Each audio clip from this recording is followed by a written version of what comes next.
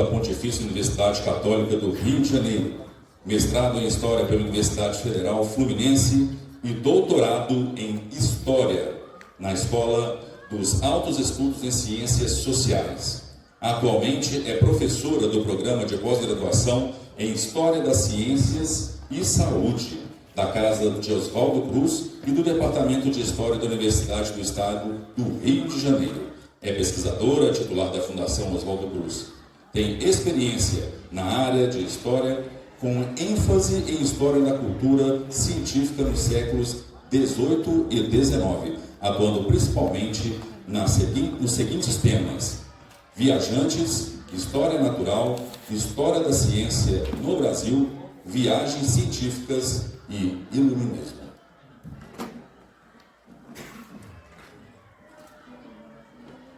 A palavra da senhora Lorelai. Obrigada. A projeção vai ser aqui.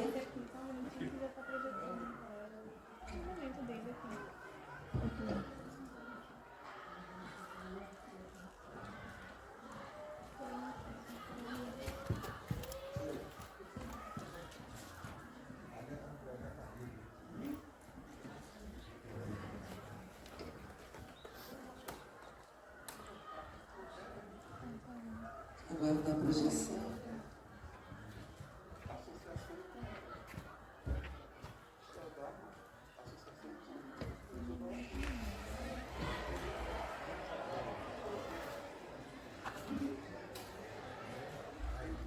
Ótimo.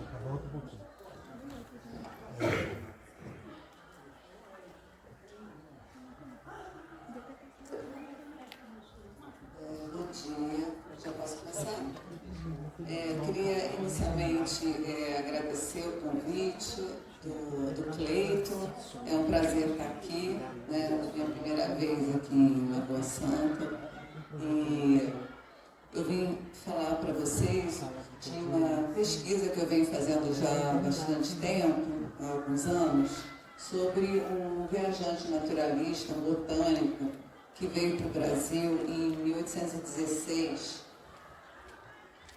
Ele se chama Auguste Saint-Hilaire e ele é francês, né, da cidade de Orleans, e ele foi inicialmente para o Rio de Janeiro no âmbito de uma missão diplomática chefiada pelo Duque de Luxemburgo, que era um aristocrata, né, francês, que veio como embaixador para resolver uma questão territorial da Guiana Francesa.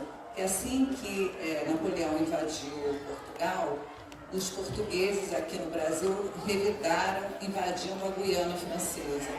E então o Duque de Luxemburgo veio aqui depois da paz, né, do Congresso de Viena, veio aqui ao Brasil para tentar resolver essa questão. E eu só esperando fechar. E então, quando ele veio ao Brasil, ele ficou no Rio de Janeiro inicialmente. Aí a casa, né, onde ele ficou no Rio de Janeiro, com a embaixada do Duque de Luxemburgo. E isso aí é perto de onde eu moro, né, perto de Laranjeiras. Hoje em dia é uma região assim, com prédios altos, a gente nem vê mais esses detalhes. Mas o Saint-Hilaire, né, ele veio 3 vezes a Minas, e ele publicou, desculpa, eu estou passando aqui como se fosse o meu computador, como se fosse aqui. Ele publicou vários relatos de viagem. Ele publicou, então, cada um desses tem 2 volumes, esses 4 primeiros, e aquele último, Viagem ao Rio Grande do Sul, é um volume só e foi publicado póstumamente, né? Então, a viagem que ele faz ao Rio das Velhas, ela é publicada nesse volume aqui, né, circulado, que é a viagem ao Distrito dos Diamantes. Porque, inicialmente, né, aqui eu botei no Google Maps, assim, os trajetos de Saint-Hilaire, né? O meu Google Maps, quando eu abro aqui no meu computador, aparecem todas as estrelinhas, né, dos lugares por onde ele passou. E ele inicialmente, nessa viagem que ele faz a partir do Rio de Janeiro, quando o Duque de Luxemburgo volta para a França, ele decide ficar, né, no Brasil e fazer uma grande expedição, isso em 1816.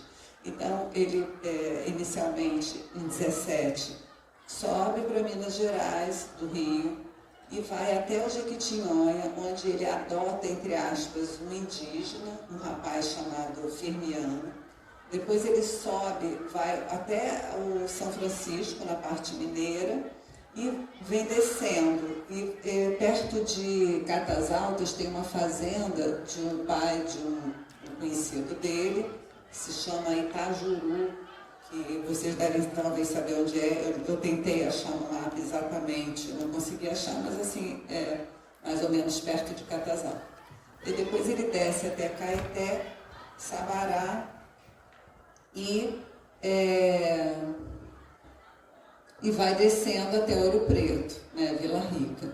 E nesse trajeto que ele, então, passa pelo Rio das Velhas e tem algumas observações sobre o lugar, mas não ele não viajou especificamente para o Rio das Velhas, mas ele fez questão de ir lá, né, de vir aqui, assim, não aqui exatamente, mas mais ao sul. E nessa região ele ficou muito impressionado, as Minas em geral, com a devastação causada pela mineração.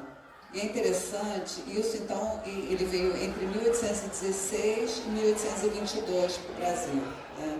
Ele tem uma visão do mundo que é uma visão que incorpora a ideia de progresso, etc., mas o Saint-Hilaire é uma pessoa que ele vê com olhos meio nostálgicos essas transformações, né, que estão se passando diante dos olhos dele. Então, quando ele vê uma região devastada pela mineração, ele fica meio incomodado, né, com isso. E se a gente for ver, por exemplo, comparar com alguns viajantes posteriores, como, por exemplo, o diplomata Richard Burton, que vem aqui para a região das Minas também, Richard Burton acha tudo lindo, ai que lindo, tudo destruído pela mineração, que vai trazer progresso. Saint-Hilaire, ele se sente claramente incomodado, né, com essa transformação. E também ele se sente muito incomodado no Brasil inteiro como um todo, com o sistema agrícola das queimadas. Então, ele fica vendo assim, árvores, florestas destruídas, né, por conta desse sistema de plantio, né, adotado pelos brasileiros. E ele tem claramente uma visão muito histórica da paisagem, da história natural, que eu vou falar daqui a pouco em seguida.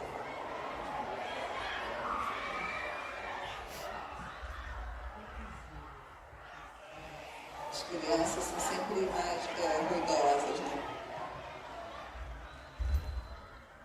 Eu vou conversar um pouco com vocês. Eu gostaria que alguém me avisasse quando faltarem 10 minutos, para eu posso perder um pouco a noção do tempo, porque professor, a gente fala muito, né? Então pode perder um pouco a noção. Eu vou conversar então um pouco com vocês sobre algumas concepções de história natural do Saint-Hilaire, né, e como é que isso permitiu que ele analisasse as paisagens, e em particular a paisagem mineira. O Saint-Hilaire era adepto de uma concepção que ele chamava de botânica filosófica. Essa botânica filosófica se baseava nas concepções filosóficas do Goethe, daquele poeta Goethe, né? Ele não era apenas um poeta, ele também fazia trabalhos científicos. E ele tem um estudo muito interessante chamado Metamorfose das Plantas, né? E nesse estudo, o Goethe, ele imagina que o desenvolvimento de todas as partes do vegetal, ele seria uma espécie de transformação de uma forma original da planta, que seria a folha. Então, se você olhar para a pétala, olhar para o fruto, olhar para o caule, para qualquer parte da planta, né, você vai ver que seria uma espécie de desenvolvimento de uma forma originária que seria a folha. Né? É como se fosse assim, uma espécie de arquétipo, né, que pudesse dar origem a todas as partes do vegetal. Uma pessoa que era discípulo também do Goethe, o Jean-Pierre Turpin, Pierre Jean Turpin, ele descreveu, ele desenhou, né, uma planta que ele falou assim, que seria todas as possibilidades de uma planta num só desenho. É como se todas as plantas elas pudessem desenvolver uma quantidade X de questões. Então ele tentou nesse... gente, fecha a porta, por gentileza.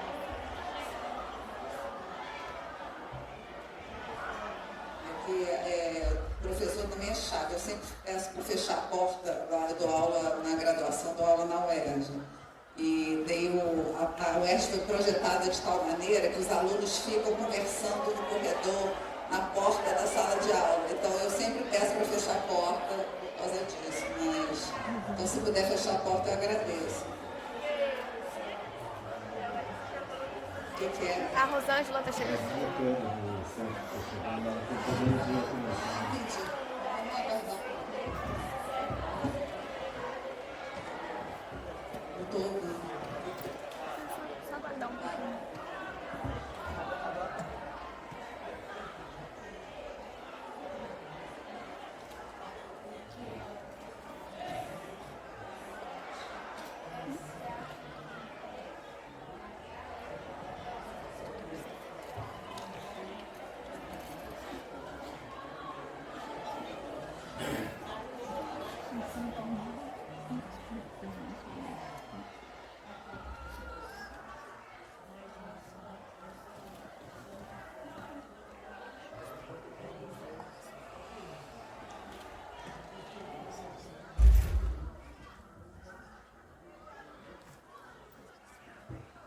Então, voltando ao que eu estava dizendo, esse autor, que era discípulo do Goethe, assim como Saint-Hilaire, né, ele desenhou então essa forma planta, que seria a possibilidade de todas as formas possíveis de desenvolvimento das raízes, das folhas e dos frutos, né, ali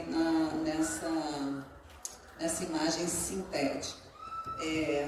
Então, na zoologia também havia pessoas que achavam a mesma coisa. A gente tem um zoólogo brasileiro, que era um ornitólogo, chamado Emílio Joaquim da Silva Maia, que ele também tinha uma posição parecida, só que para a zoologia. Ele dizia o seguinte, que é como se existisse uma espécie de arquétipo animal, que ele transformado, ele poderia dar origem a qualquer animal existente. Então, por exemplo, ele fala, se você pegar um animal qualquer, sei lá, um gato, você fizer o esqueleto dele com uma borracha, você pode ir torcendo aquele esqueleto e formar qualquer outro animal. Tanto por desenvolvimento maior das partes, quanto algumas partes podem deixar de se desenvolver, que eles usavam a palavra, às vezes, aborto, né, para falar uma parte que se desenvolveria e deixou de se desenvolver e por aí vai. Então, você pegar um esqueleto de um gato, você pode transformar num polvo, por exemplo. Né? Então, existia nessa época do Saint-Hilaire, né, uma maneira de pensar a biologia, não era a única, né, mas a maneira que ele adotava, que ele chamava de, então, história natural filosófica, que partia do princípio, então, que existia essa espécie de arquétipo anterior às formas, e as formas concretas, né, que a gente vive seriam uma espécie de atualização desse arquétipo.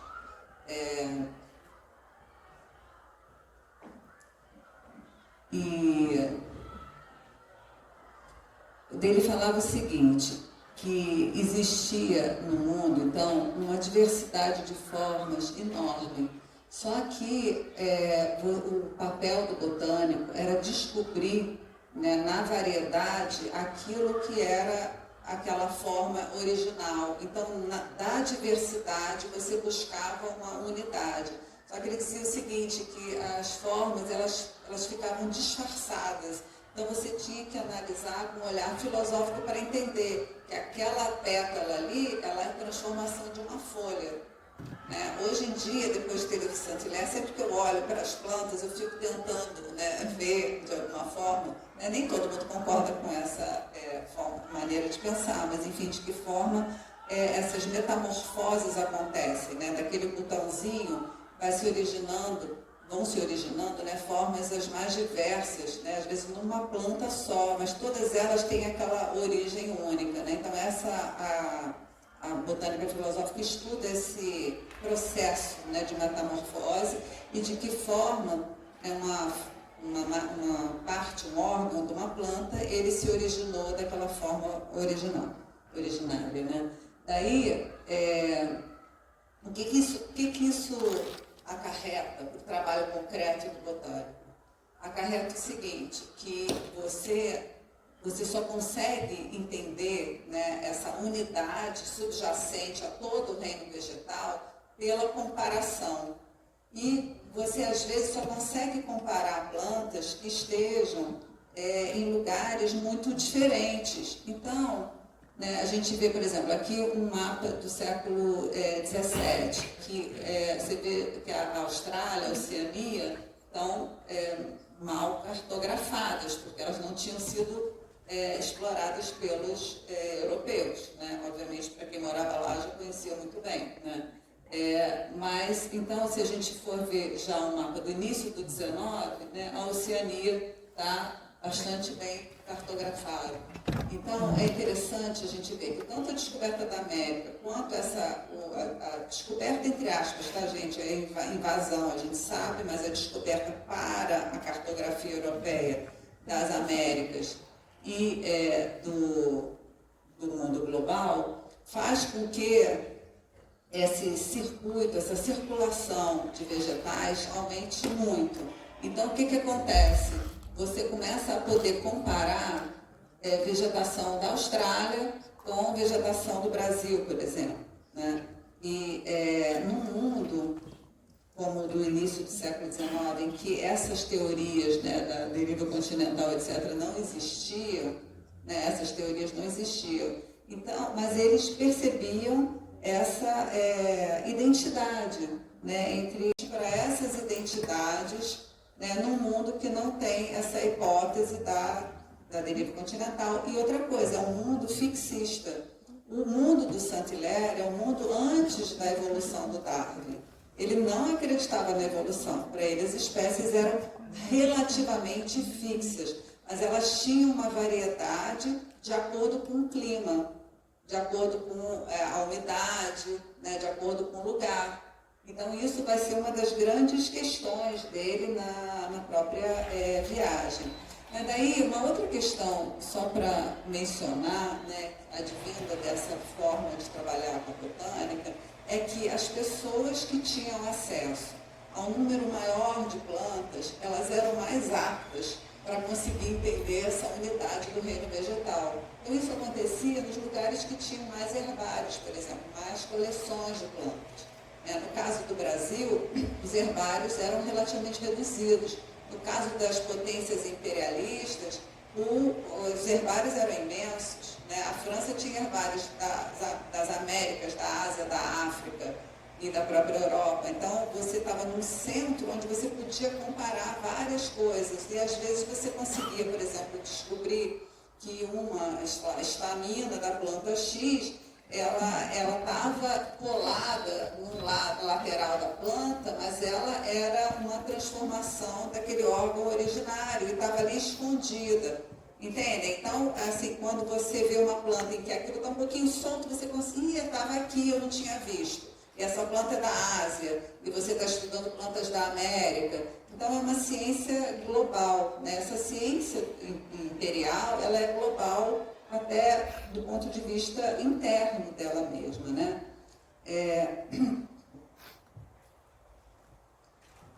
E depois, se ficar muito estranho, vocês depois podem perguntar que eu explico melhor determinadas características.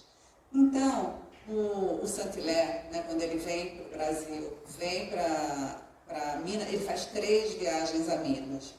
Essa primeira que ele sobe, adota, entre aspas, esse rapaz indígena no Jequitinhonha, dele sobe, vai até o São Francisco, desce, vai pelo Rio das Velhas, vai até Ouro Preto, depois ele volta para o Rio, se não me engano, passando por Barbacena, etc. Não me lembro se ele vai até São João del Rei.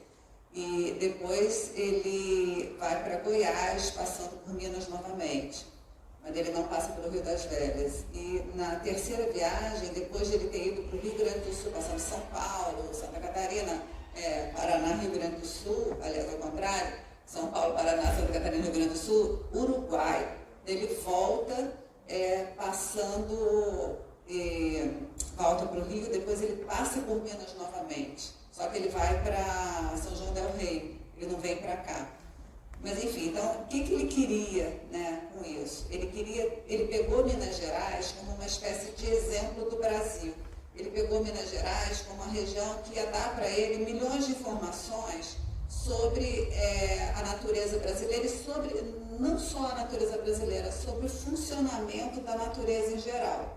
E ele tem um texto que eu acho lindo, que foi traduzido para o português pela Maria das Graças Brandão, uma botânica e farmacêutica daqui de Minas.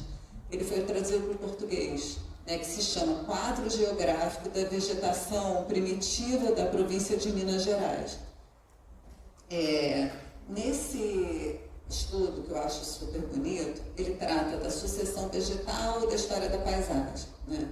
Daí ele fala, por exemplo, que uma coisa muito interessante, né? Eu falo às vezes que o Saint-Hilaire, ele parece aquele personagem do filme que era o Predador. O Predador, ele tinha aquele olhar assim meio com raios ultravermelhos, infravermelho, ele olha assim, vê as coisas. O Saint-Hilaire era um pouco assim com a vegetação, porque acho que o primeiro aprendizado dele aqui no Brasil foi conseguir distinguir, né, o que era uma vegetação primitiva, o que era uma vegetação já pós-agricultura, pós-queimada, que já tinha sido revolvida recentemente, né? Então, e ele fala assim, uma coisa bastante interessante, nessa passagem, por exemplo, né? Eu vi a parada costumeira de viajantes indicada nos lugares mais ermos por tufos de capim-gordura. O que ele quer dizer com isso? Que ele estava em um lugar lá em Confins, digamos, estou brincando, fim do mundo, e via de uma paisagem aparentemente primitiva alguns lugares com tufos de capim-gordura. O que isso indicou a ele? Que ali tinha tido uma fogueira, ali tinha tido alguém que parava ali, né? Então, porque essa planta ela cresce depois de arrasada a vegetação primitiva. Ele continua aqui. Quando eu atravessava os desertos, deserto aqui quer dizer região que não é povoada, não quer dizer deserto físico, né? Então, quando eu atravessava os desertos que se estendem de Paracatu aos limites de Goiás, percebi impressionado, no meio de um pasto unicamente percorrido por cervos, gatos selvagens e siriemas, algumas dessas plantas que crescem unicamente em torno de nossas habitações. Porém, logo em seguida, alguns vestígios escondidos no mato me indicaram que ali já existira alguma casa solitária. Ou seja, ele começa a perceber então que certas plantas começam a existir depois da queimada, ou depois da derrubada das matas, né? Ele fala de uma espécie de samambaia, né? Pteris caudata, se não me engano, fala do capim-gordura, de algumas outras plantas que crescem, né, depois das queimadas.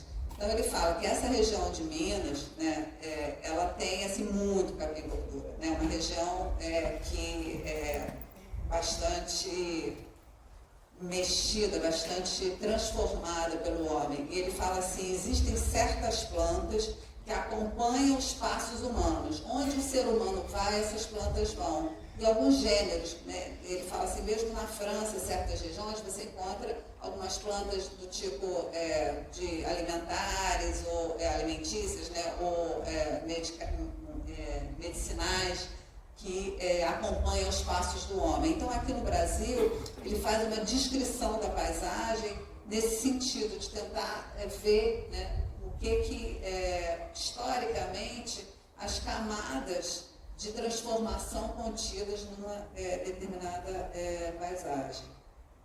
E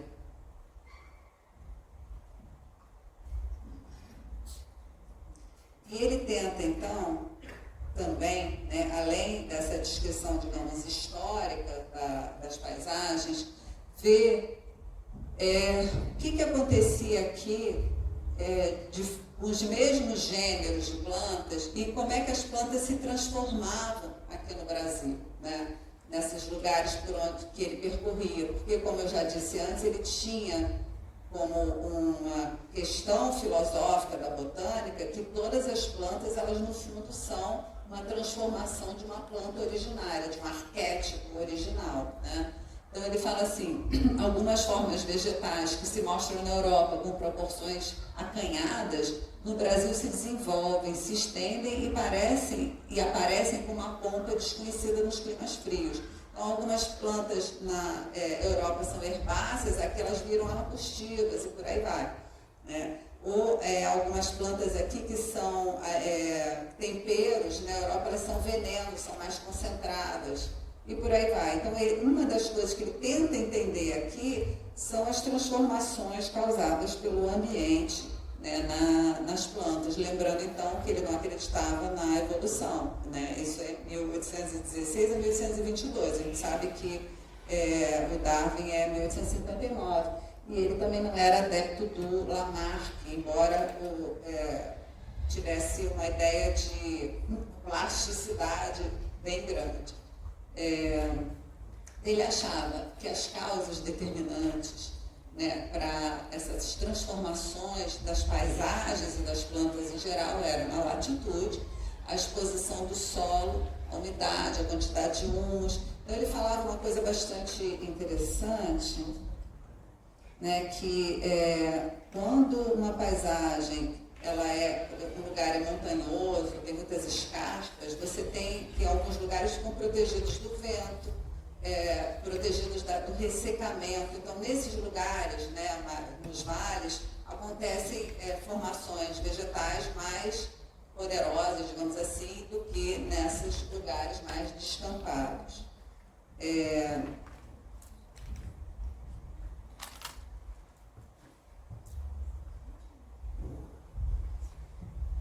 Daí ele fala uma coisa muito interessante também. Quando ele chega no Brasil, as primeiras palavras que ele usa para descrever as paisagens são palavras que os brasileiros usavam. E é interessante que os brasileiros usavam essas palavras, pelo que eu vi, pelo que eu li dos relatos dele, de fontes de época, né? Acho que a gente teria que aprofundar mais esse estudo para ver quais são os limites desse vocabulário. Certas palavras eram usadas de norte a sul, né? Eu estava até conversando com um colega sobre isso e a gente estava pensando um pouco em como os próprios, que a gente chama de sertanistas, né, esses bandeirantes, essas pessoas que circulavam pelo território, os comerciantes, tropeiros, etc., eles mesmos difundiam esse vocabulário. Então, ele pega o vocabulário local, né, e ele divide a vegetação brasileira em dois grandes conjuntos. O primeiro conjunto são os matos ou as florestas e o segundo conjunto os campos. No primeiro conjunto, então, das florestas, você tem os matos que ele chama de virgens, que são as caatingas, carrascos, carrasquenhos e capões, e as grandes florestas, né? Principalmente da Mata Atlântica, Rio de Janeiro, etc., que ele chama de matos virgens, e esses outros são formações um pouco menores, digamos assim. Os capões, depois eu vou falar um pouco mais, são essas, às vezes num campo você tem um lugar, né, que é como se fosse uma ilhazinha de florestas. Bom, tem os matos não virgens, que são as capoeiras e os capoeirões, que acho que quem está acostumado a andar um pouco pelo mato sabe do que eu estou falando. E é interessante que eu, leiga, eu sou historiadora, eu olho para uma paisagem, eu não sei absolutamente diferenciar um capoeirão de uma floresta mais antiga, né? Você tem que ter um olhar treinado para ver isso. E é interessante que a população faz essa distinção. Então, ele usa essas palavras já que os próprios brasileiros usavam para fazer essa distinção, né?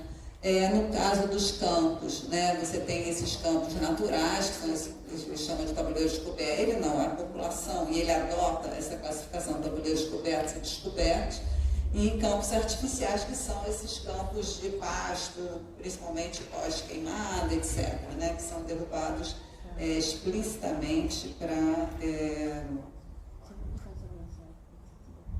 para plantio e pasto. Aqui, não sei se dá para vocês verem, né? Aqui eu botei mais ou menos, né, o que seria a Serra do Espinhaço.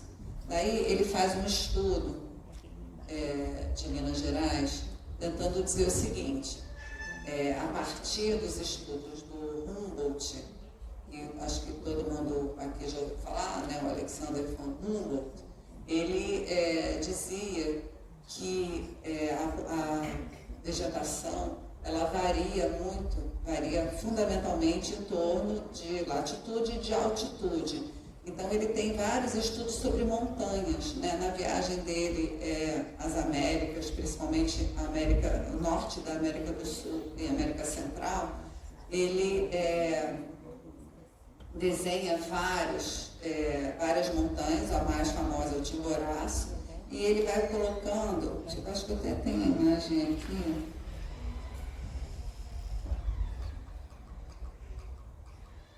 Aqui, por exemplo, né, ele marca, aqui são essas marcações com os gêneros das plantas, e elas ocorrem, quando elas ocorrem, a que tipo de altitude. Então, existem plantas que só ocorrem na região baixa, e conforme você vai subindo em altitude, alguns gêneros deixam de existir, algumas espécies, e outras passam a existir. Então, a partir desse estudo do Humboldt, ele trabalha com Minas Gerais dizendo o seguinte, que a leste da Serra do Espinhaço é a região das florestas. A oeste é a região dos campos, segundo aquela distinção que eu tinha mostrado que ele fez. Ele fala o seguinte, que devido a esses outros fatores existentes, a gente via, né, que aqui, mais para o norte, os campos invadiam a própria região das florestas, inclusive o alto das montanhas. Mas que nessa região mais para cá, inclusive a região do Rio das Velhas, né, uma das características que ele diz é que, ao contrário, as florestas invadem os campos, uma região mais úmida, então você tem uma região florestal mesmo depois das grandes montanhas.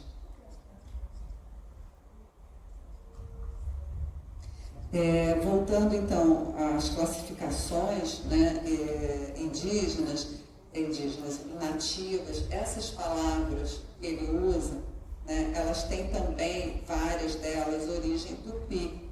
E ele fala assim que a língua tupi ela é bastante precisa para determinadas situações vegetais. Então, por exemplo, capão, né, quer dizer ilha. Né? E quando você vê efetivamente, né, um capão, aqui é uma imagem da viagem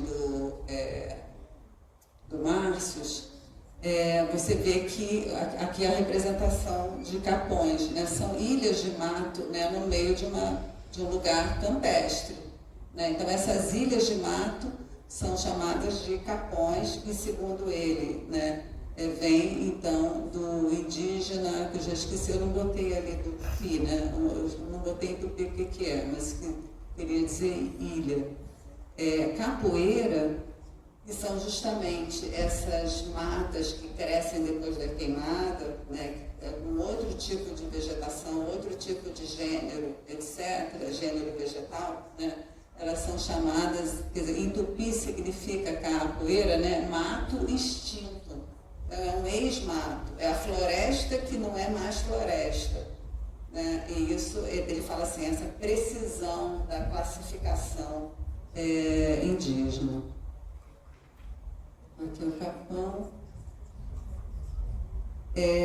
Então, ele vê, né, que, por exemplo, a designação também que o povo dá, né, para os matos originários é uma designação bastante precisa, né, tanto para o Capão quanto para as outras classificações, para as outras classificações de floresta e mato.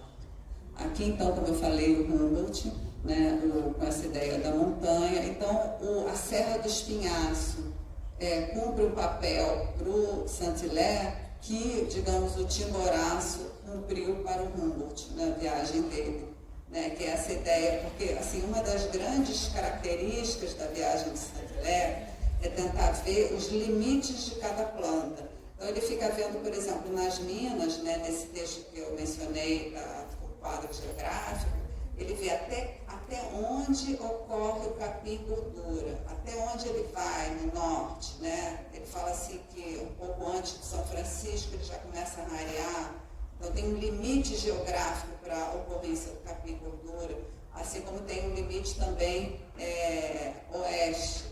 E ele fala uma coisa bastante interessante com relação também, por exemplo, à araucária. A araucária é uma planta, é uma árvore, né, que ocorre em certos lugares e que depende da altitude, do clima, etc. E que a araucária é quase uma espécie de termômetro natural. Se você encontrar aquela árvore, né, em algum lugar, você pode ter certeza que ali tem uma temperatura entre tantos graus e tantos graus e por aí vai. E ele faz o mesmo com as plantas cultivadas. Então, ele vê também os limites, por exemplo, do café, da banana, de plantas comuns, né? Para tentar fazer uma espécie de gradação, né, no Brasil da ocorrência desses vegetais. Então, assim, bastante interessante nesse tipo de mapeamento, né, que o Saint-Hilaire faz. E que é diferente, né, desse mapeamento, que é o do Marcius, né, que vocês já devem ter ouvido falar. Né, o Marcius, do von Marcius, é aquele viajante que veio com o Spix, né, o Marcius era botânico e o Spix era zoólogo. Eles vieram em 1817 e não encontraram com Saint-Hilaire no Rio, porque Saint-Hilaire já tinha partido quando eles chegaram, mas eles, junto com vários outros, formam esse momento, né, que é assim, o momento mais, digamos, mais importante no sentido da quantidade e da qualidade dos trabalhos de viajantes naturalistas que vieram ao Brasil. Porque, como vocês sabem, a partir de 1815, a gente tem, né, uma espécie de paz europeia, né, e ela é marcada pelo Congresso de Viena. A partir dessa paz europeia, a gente tem uma quantidade de viajantes muito grande que passa a circular pelo mundo, um mundo em paz. Então, eles têm menos problemas e mais possibilidades, porque dependendo por exemplo, os franceses eram mal vistos no Brasil. Né? Os franceses, até a chegada do Saint-Hilaire, em geral, eram vistos como jacobinos, portadores dos ideais da Revolução Francesa, eram quase caso de polícia. Né? Então, a França, ele fala muito isso nas viagens, né?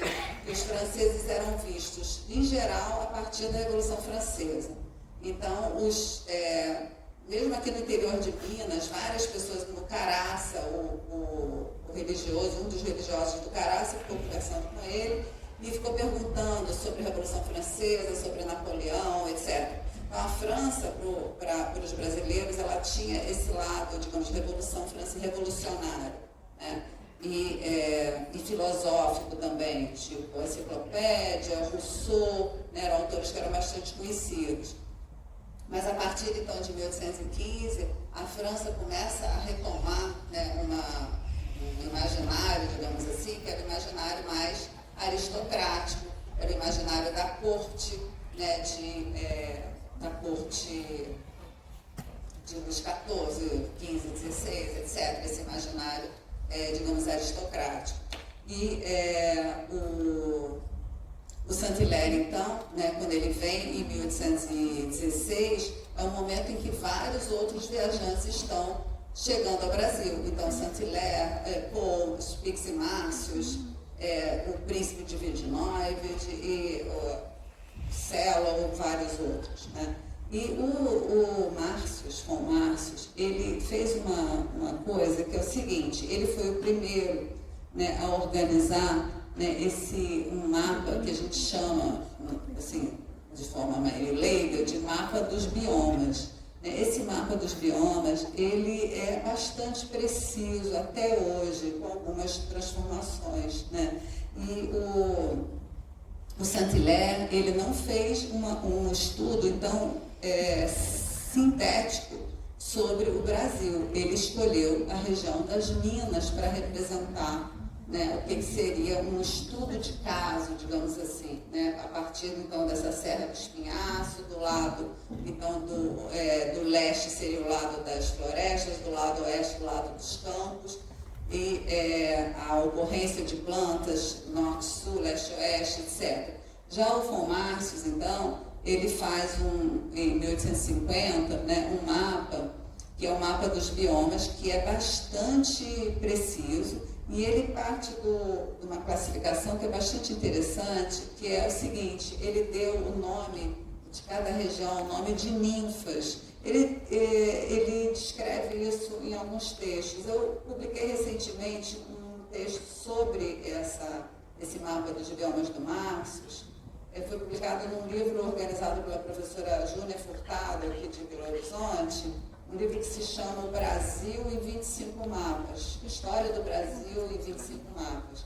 E descrevo um pouco esse mapa. Mas ele diz o seguinte, que cada região ele dá o nome de uma ninfa grega, né? Então, por exemplo, a floresta amazônica são as náiades, né, que são ninfas das águas, né, uma região aquática. Já a caatinga, né, são as amadríades, né, que são ninfas que a vida delas é ligada a uma árvore. Então, quando a árvore morre, elas morrem também. Isso é uma alusão ao fato de, na caatinga, as plantas perderem todas as folhas durante o inverno. E por aí vai. Então, no cerrado são ninfas ligadas às montanhas, né, e por aí vai. Então, o que eu quero dizer com isso, voltando aqui então ao nosso mapa nossa vista, digamos, de Minas Gerais, né, é que o Saint-Hilaire, ele faz um estudo que é, ao mesmo tempo, filosófico, né, que parte, então, do princípio de que todas as plantas elas têm um fundo comum, e ele faz um estudo também biogeográfico, né, da distribuição dessas plantas pelo mundo. E ele tenta fazer a correlação, então, entre filosofia e biogeografia, tentando entender, né, o que faz com que as plantas, que são todas ligadas a esse arquétipo comum, né, o que faz com que elas se transformem, né? É só a localização, né? É só, deixa eu botar aquele outra imagem aqui, essa, né, desse, digamos, arquétipo planta. Né? Todas as plantas, elas são, essa aqui não é exatamente um arquétipo, né? Isso aqui são todas as possibilidades, né? Mas assim, haveria uma forma originária e as plantas concretas, elas desenvolveriam todas essas possibilidades. Então, a ideia dele é, todo o universo, ele tem uma espécie de irmandade. Ele fala assim, plantas de lugares diferentes são primos, né? São como irmãos que estão separados pelos oceanos, mas elas têm uma espécie de parentesco, né? Uma planta, sei lá, do Brasil e uma planta da Europa, elas podem ser primas, mas você só vai saber se elas são primas se você olhá-las com esse olhar que busca a unidade e não a diferença, né? Então, ele faz essa junção, né, dessa botânica filosófica com essa botânica mais biogeográfica, mais aplicada, né, e usando como uma espécie de tubo de ensaio, digamos assim, a província, na época que ele veio era capitania ainda, mas logo vira província, de Minas Gerais. Né? E o trabalho mais interessante, então, que eu aconselho, né, quem tiver interesse no Saint-Hilaire, ler esse aqui, como eu disse, foi publicado em português pela professora Maria das Graças Brandão, né, aqui de Minas, que é o quadro geográfico da vegetação primitiva da província de Minas Gerais, que dá conta, né, desse uso de Minas Gerais para entender essa variação, né, da vegetação no Brasil. Bom, eu acho que eu paro por aqui, né, não sei quantos minutos eu tenho, e daí talvez na parte mais de perguntas a gente pode conversar um pouco mais, dependendo do que vocês desejarem, ok? Obrigada.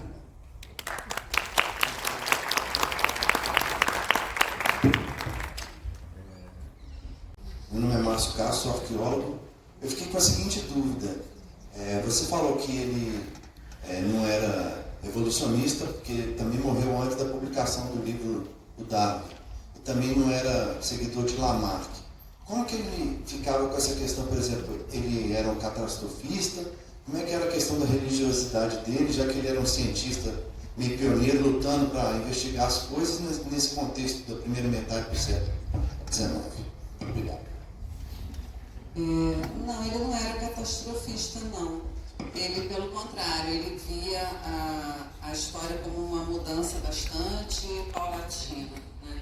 Agora, ele e vários outros biólogos, enfim, naturalistas da época, eles viam as transformações como algo relativamente limitado, né? Como, por exemplo, no século anterior, o Buffon, ou mesmo na época dele, o zoólogo chamado Geoffroy Saint-Hilaire, né? Como é que eles, que não tem nada a ver com ele, tá? O Geoffroy Saint-Hilaire não é nem primo nem nada, são só, tem o nome parecido. Mas o que eles achavam? Que uma espécie, ela tinha uma variação ampla. Então, sei lá, um cachorro na Europa, ele é de um jeito. Esse mesmo cachorro no Brasil ou nas Américas é de outro. Ele tem uma variabilidade enorme. E tem até um relato de um discípulo de Saint-Hilaire, né, que fala que ficou conversando com o Geoffroy Saint-Hilaire e que ele falava o tempo todo, ficava perguntando para ele a variabilidade das plantas. Então, por exemplo, Saint-Hilaire dizia que a beterraba, ela tem, sei lá, quantos pistilos na Europa e no Brasil ela tem 7. Tem pistilos a mais. Então, eles viam essa variação, é como se existisse assim, uma margem de possibilidades, né, para cada vegetal ou cada animal, mas eles não tinham uma teoria da evolução.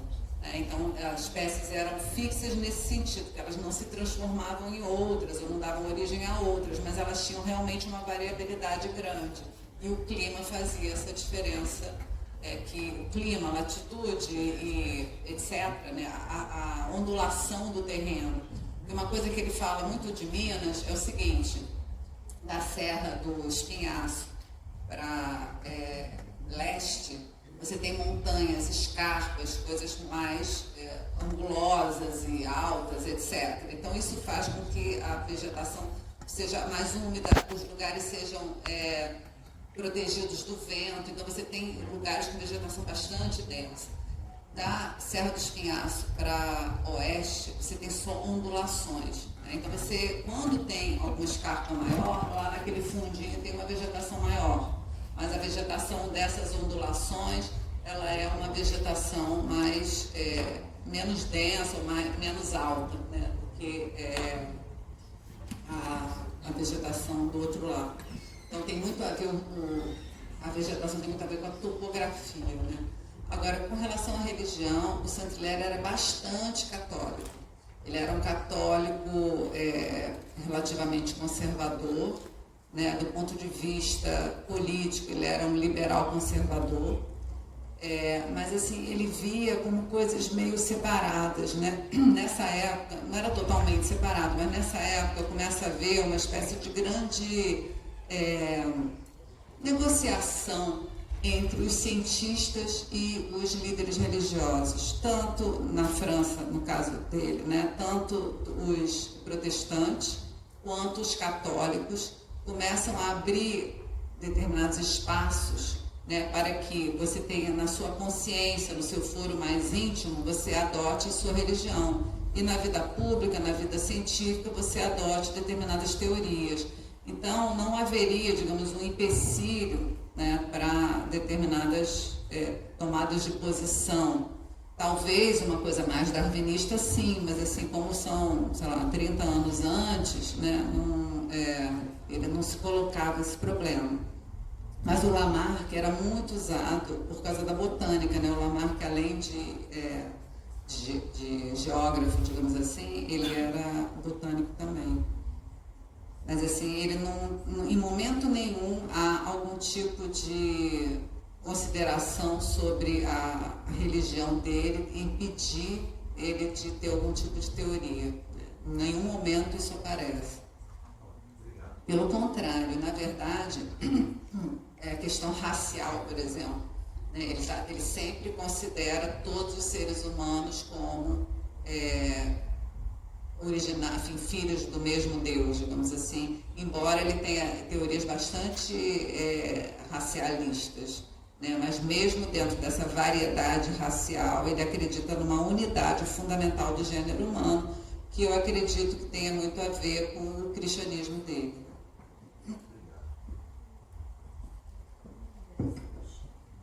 Bom dia, professora. Quem é que está falando? Professora. Cante. Meu nome é Ricardo, eu sou aluno de licenciatura em Geografia da Federal do Triângulo Mineiro e, bom, eu vi aquele mapa, aquele gráfico do Humboldt e ele me lembrou das aulas que eu tive lá de biogeografia. E aí eu gostaria de perguntar se você também, nesses seus estudos, leu sobre o livro Domínio da Natureza do Brasil, do Aziz Absaber, porque ele é um livro bem descritivo justamente sobre a vegetação. Sim, assim, essa questão da biogeografia, tem vários autores que se dedicam a isso e no século XX, século XXI, né? Aliás, eu estava até com vontade de fazer um curso de biogeografia, estava tendo no Jardim Botânico do Rio de Janeiro atualmente. É uma questão clássica, né, de todos os geógrafos. Mas assim, normalmente os geógrafos como um todo se remetem ao Humboldt como um pioneiro, né, nesses estudos de biogeografia. Mas o que eu chamei a atenção aqui do Humboldt foi o fato da montanha ser um elemento essencial, né, para esses estudos dele. E é engraçado que o Saint-Hilaire é como se ele quisesse ter a sua própria montanha, né? Então, assim, é como se para o estudo do viajante estar completo, ele precisava, né, estudar essa configuração física, porque para o Humboldt, a configuração física dos lugares, ela era essencial para entender a própria alma do povo que morava lá. Então, ele fala, talvez no Cosmos, se não me engano, ou num texto sobre a geografia das plantas, ele diz o seguinte, que só na Grécia você podia ter a filosofia, porque a Grécia era uma ilha, e favorecia também as trocas entre elas, era um lugar, digamos, iluminado, cheio de sol, e com essas trocas constantes e aquele lugar iluminado, cheio de sol, foi possível desenvolver, né, uma filosofia solar, digamos assim. Ele fala que o Marcius, ele é um discípulo do Humboldt. Ele diz assim, que a alma do indígena da Amazônia é uma alma melancólica, uma alma meio soturna, porque a floresta ela é escura, aquelas árvores impedem a chegada do sol. Então é como se o homem e a natureza eles tivessem uma conexão. Então, para estudar digamos, os mineiros, ou os cariocas, o pessoal do Rio, os fluminenses, etc., você tinha que estudar também a configuração do solo, a configuração das montanhas, as plantas que eles consumiam. É interessante que o Saint-Hilaire ele tem um espírito meio de historiador, né? É como se várias causas influíssem na configuração cultural e humana, né, de cada lugar. Mas assim, o Humboldt, que eu citei, ele é um considerado dos pais da geografia, não é à toa, né? Mesmo autores recentes consideram ele, né, como você pode ter visto na geografia também, né, um exemplo. Meu nome é Tânia Porto, eu sou arqueóloga. Eu gostaria de perguntar a respeito dos critérios que Saint-Hilaire usou para escolher Minas Gerais como um padrão de referência para descrever toda a vegetação do Brasil. Ou ele baseou unicamente em padrões topográficos, geográficos, em termos de montanha e campo? Eu acho que tem várias razões para isso. Primeiro, uma razão meio prática. Os caminhos para as minas eram os caminhos mais correntes, né? Então, você tem uma facilidade de chegar do Rio de Janeiro, principalmente para a região mais sul de Minas, muito grande. Então, era assim um caminho recorrente. E eu acho que as minas foram acontecendo por Saint-Hilaire. Porque quando ele veio para o Brasil, a ideia dele era a seguinte: ele queria ir para o Rio Grande do Sul, porque ele achava que ia encontrar plantas que poderiam se aclimatar na Europa, porque seria mais próximo, mais frio. Só que por razões assim, conjunturais, ele conheceu um mineiro, que é o Ildefonso Gomes, que era um médico, um menino que estava estudando medicina, na verdade, cujo pai era fazendeiro aqui perto, né, perto de Catas Altas, e daí ele vem com um outro viajante, um diplomata naturalista também, chamado Landsdorff, né, que chefiou uma grande expedição posteriormente, que foi para Mato Grosso e Amazonas. Mas o Landsdorff fez a primeira viagem com Saint-Hilaire. Então, o Saint-Hilaire aproveitou o fato do Landsdorff estar vindo para Minas e esse fazendeiro ter oferecido pouso nesse lugar, né, para ele fazer essa expedição inicial. Além disso, né, havia aqui em Ouro Preto, né, em Vila Rica, o Eschwege, que era um conhecido dele, e vários europeus já estabelecidos por aqui. Então, ele aproveitou, né, para vir para as Minas Gerais, e com o Landsdorff ele aprende a viajar. É muito engraçada a descrição dele viajando com o Landsdorff, de rolar de rio. O Saint-Hilaire era um cara muito conservador, como eu disse, tem milhões de coisas estranhas, né? A gente vai lendo, vai ficando meio incomodado, mas ele era engraçado, ele era muito crítico. Então, ele falando do Landsdorff viajando, o Landsdorff ele não parava quieto, era um cara assim, hiper enérgico, né? Então, que ele tinha medo de levar a bronca do Landsdorff, ele saía de perto. Foi a primeira vez que ele dormiu num pouso. Porque no caminho das Minas, de Rio para cá, eles dormiam em pousos. Quando você começava a ir para regiões mais longe, né, da estrada real, desses caminhos, você tinha que pedir pouso na casa das pessoas, você dormia na casa das pessoas. Mas enfim, então o Landsdorff ele aprendeu a dormir nos pousos nas estradas.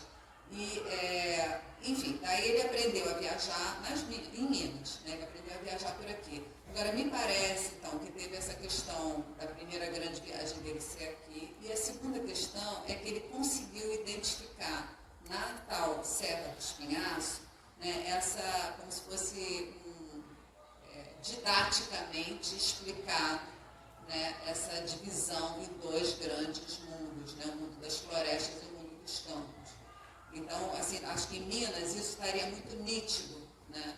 E ainda haveria vegetação primitiva, né, suficiente para ele poder ver essas duas coisas. Então, do lado, como eu falei, do lado leste da Serra do Espinhaço, né, haveria, onde está a Serra do Espinhaço aqui, haveria então os grandes as florestas, e do lado oeste os campos, né?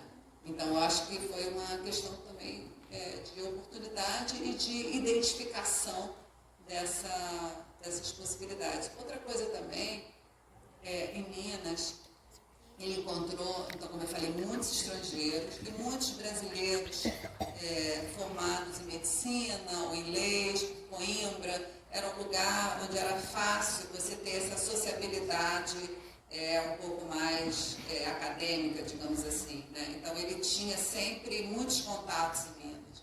E era uma região relativamente mais fácil de viajar. E outra coisa, ele adorou os mineiros, né? Falava que era assim, um povo hospitaleiro, que ele sempre foi bem acolhido, onde ele ia, as pessoas deixavam ele dormir nas casas, etc. Então, ele, num dos relatos de viagem, ele agradece a hospitalidade dos brasileiros, né, sem a qual ele não teria conseguido fazer a viagem. Bom dia, meu nome é Elisete Lisboa, sou jornalista. E a pergunta que eu tenho a fazer até tem muito a ver com a sua resposta anterior. No momento em que você estava explicando, eu considerei duas questões. Primeiro, quando você diz sobre a relação de se encontrar aqui no Brasil vegetais com características dos vegetais, né, das plantas encontradas na Europa. A chegada desses cientistas ocorreu 300 anos após o descobrimento, relativamente, né, descobrimento. Invasão, né? E isso explicaria a chegada de alguns desses vegetais, né, nas expedições. A segunda questão em algum momento nos seus estudos, professora, existe uma relação entre a vinda desses cientistas, né, nessa época, do pós-Primeira Guerra, né, esse período de paz, né, considerado, para o Brasil, justamente por ser uma região que estava originalmente, né, com os indígenas e uma vegetação nessa transição, isso seria interessante do ponto de vista científico, né? Você, como uma estudiosa, se sentiria atraída por esse local, né, abençoado. Então, essa paz foi depois das guerras napoleônicas, né? Porque com as guerras napoleônicas, o que aconteceu? Os europeus não podiam sair muito, né, os franceses e ingleses em guerra, era bem confuso. E Portugal, ali no meio da confusão, foi invadido pelas tropas do Junot, né, que era o general do Napoleão, e acabou que a família real veio para cá, então fez com que, na verdade, a sede do poder português viesse para aqui. Isso acarretou uma série de consequências, né? Inclusive quando, principalmente a partir de 1815, quando acabaram essas guerras, mas a família real continuou, é como se o Brasil, então, fosse a sede, né, do Império Português, né? E não um reino além, né? Daí o que acontece? Até então, a política portuguesa em relação ao território conquistado, que é o Brasil, era de esconder esse território dos estrangeiros em geral, porque era o tempo todo tentativa de invasão. Inclusive, no próprio século XVIII, os franceses tentaram, saquearam o Rio de Janeiro, né?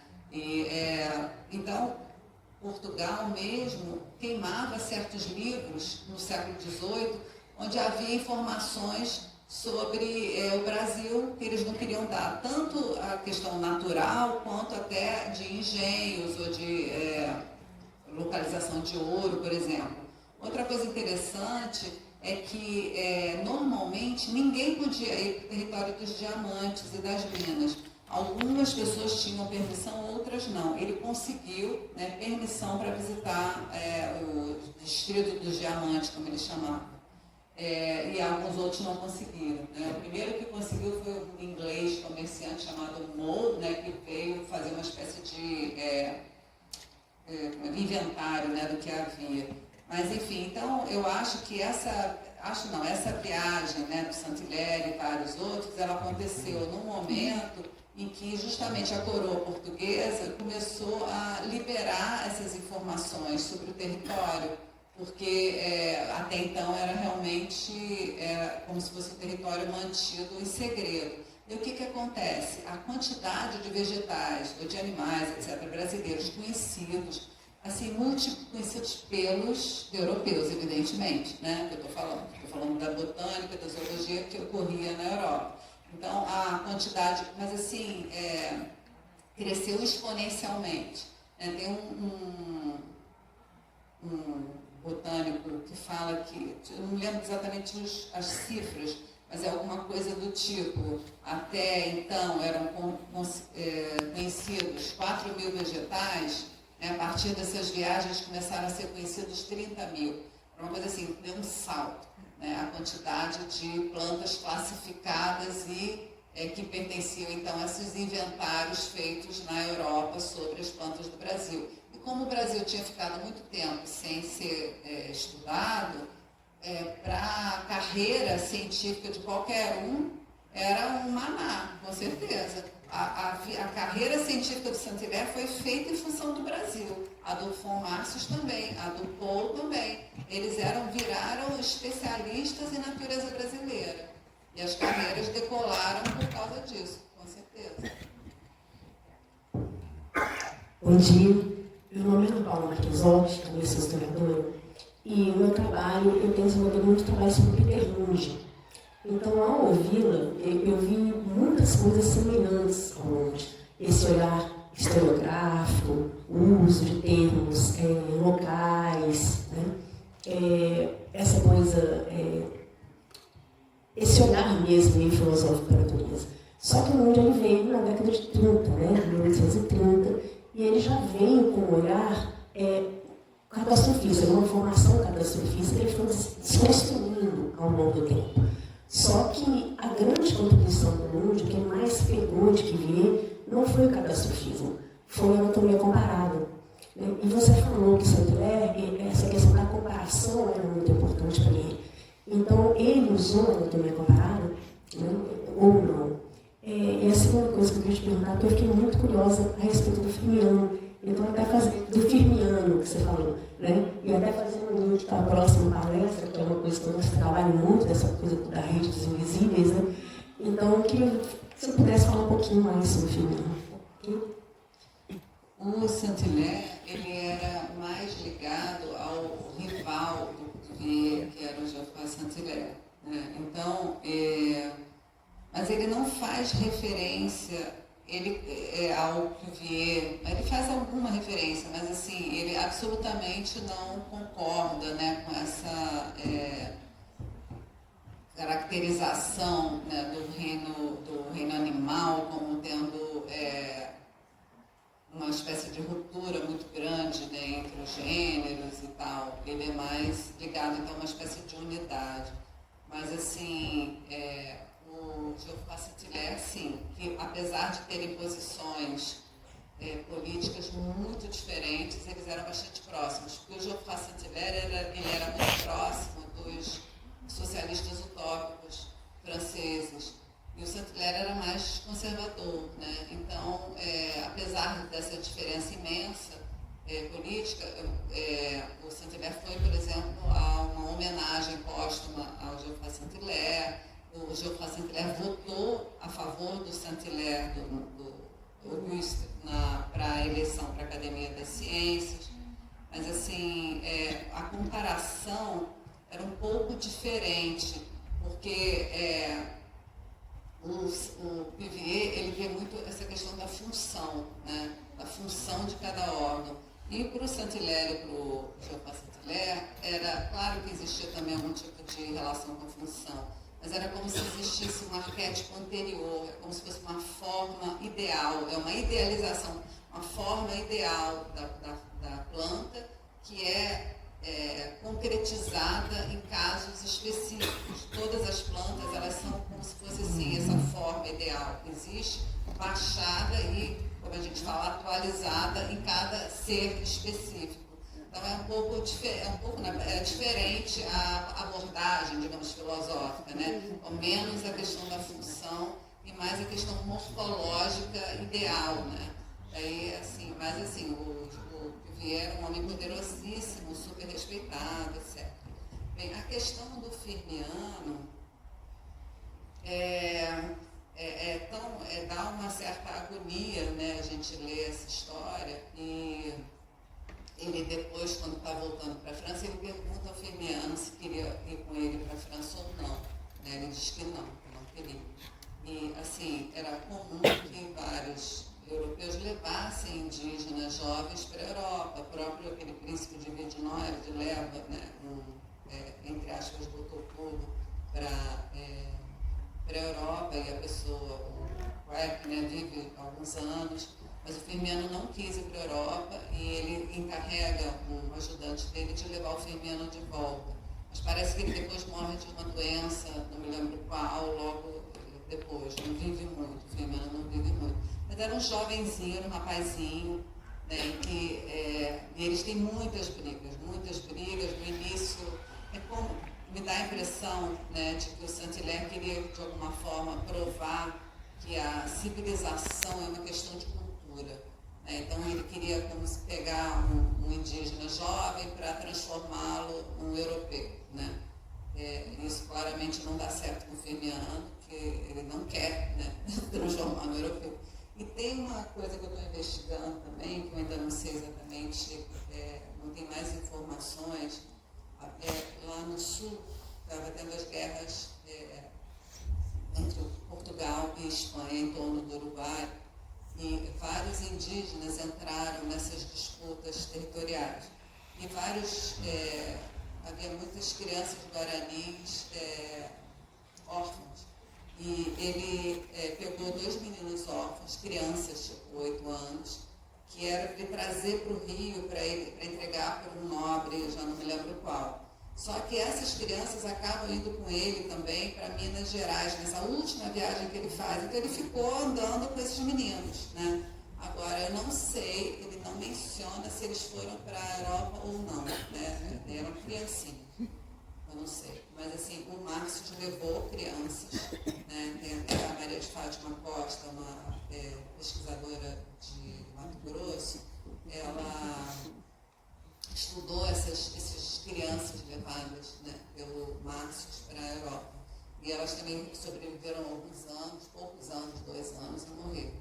Então era muito comum isso. O Saint-Hilaire se envolve também com a questão indígena, num outro momento, que nos anos 40, se não me engano, um comerciante levou uns indígenas brasileiros para expor numa feira, assim, como se fosse uma feira grande, né, de exposições, uma exibição. E o Saint-Hilaire ficou horrorizado e entrou em contato com vários naturalistas poderosos da Europa para tentar barrar essa exibição itinerante, né, desses indígenas. Então, ele tem uma coisa muito ambígua, né, em relação aos indígenas, porque, por um lado, ele tem uma atração muito grande, uma curiosidade, uma espécie de respeito, como nesse caso, mas, por outro lado, ele tem umas teorias marciais bem esdrúxulas para nós, né, para nossa sensibilidade. Ele fica um pouco em dúvida, talvez, né? Ele, por um lado, quer tratar